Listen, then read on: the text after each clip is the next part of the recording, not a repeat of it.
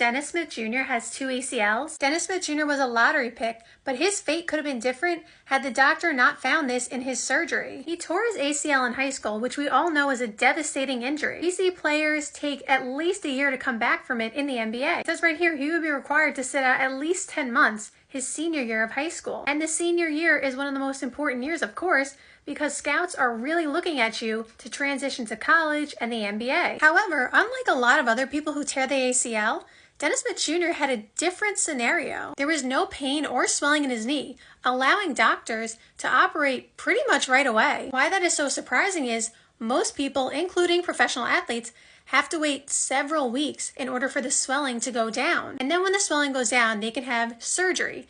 That is part of why it takes so long, although the recovery will still take a long time regardless. The reason that he was able to have surgery so quickly is because he had an extra ligament in his knee. And this extra ligament allowed his knee and the swelling to subside sooner and to stabilize faster. You're probably like, how does he have 2 ACLs? How is that even possible? Well, apparently 20% of the world have 2 ACLs. The only way you would know and find it is during surgery. And of course, because he tore his ACL, that's how they found out. If you watch football, you know Adrian Peterson is known for coming back really fast from his ACL injury as well. Well, apparently he also had the same scenario. He had 2 ACLs, which allowed him to heal up and come back faster. You know what's crazy? Apparently after he had surgery, he was already dunking 4 or 5 weeks later, literally a month later. We know how long it takes players just to be able to run again. To dunk after 4 weeks? Not only that, but we know Dennis Smith Jr. is known for being so athletic. When he had his pre-NBA workout with the Lakers, he tied an NBA record for a 48-inch vertical, which is the highest vertical in NBA history. This is already after he tore his ACL. This is when he dunked over J. Cole in the dunk contest. We know he's had a bunch of poster dunks. He's always flying high. Like, think about it. He tore his ACL and he was in the dunk contest doing incredible dunks. Had Dennis Smith Jr. not had the second ACL, who knows what his future would have been? Because again, if he had to miss his entire senior year of basketball, that could have really affected his future. In addition, again, just having an ACL tear can be such a devastating injury. Even if he was able to come back from the ACL tear during his senior year of high school, the fact of the matter is, it can literally destroy someone's entire career. Yes, the younger you are, the easier and probably faster it is to recover. And if he only had 1 ACL, maybe he would have been, just fine in the end. We don't know because obviously that scenario didn't happen. We can only talk from experience of what we see in the NBA.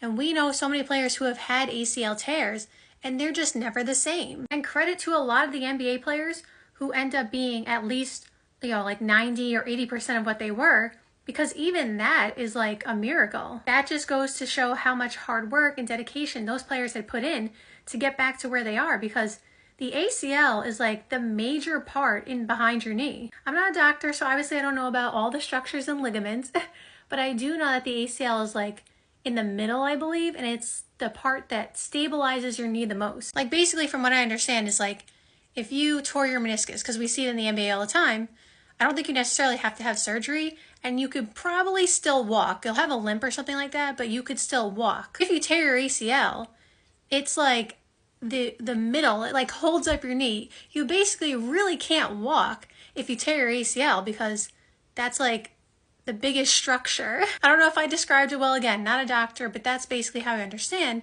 how the ligaments in your knee work, and that's how the ACL stabilizes your knee. And then just logistically, if you're going up for dunks like this constantly and landing on that hard ground, the pressure you're putting on your knees is an insane amount. So you can imagine at some point, that's why some people's knees might give out. Obviously, this is not how all ACL tears occur.